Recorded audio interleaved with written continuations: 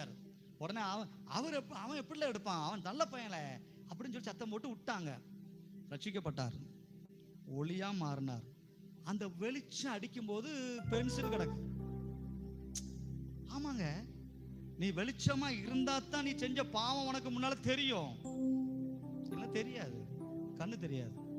அந்த பென்சிலுக்கு அவர் சொல்ற, நான் ரட்சிக்கப்பட்டு அபிஷேகத்தை பெற்ற உடனே நான் ஒரு நாள் ஜெபம் பண்ணிட்டு இருக்காராம், நீ அந்த டீச்சர்ட்ட போய் சொன்னல அந்த பென்சிலை திருப்பி கொடு அப்படின்னாரு ஆண்டவர்.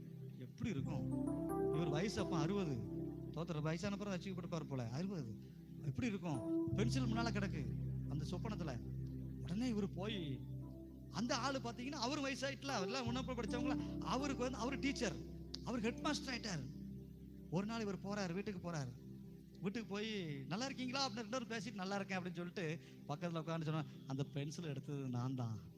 உடனே அவர் கெட்டி பிடிச்சி அழுது ஜெபம் பண்ணாங்களா, ஏய் என்னடா எவ்வளவு வருஷம் ஆச்சுட்டா, நீ எடுத்தன்னு எனக்கும் தெரியும், உன்னை மாட்டி விடணும் எனக்கும் தெரியும், நீ தான் எடுத்த, ஆனா அவங்க அந்த இடத்துல நீ சமாளிச்சுட்டான மறந்துட்டோம், எப்படி உனக்கு வந்துச்சு?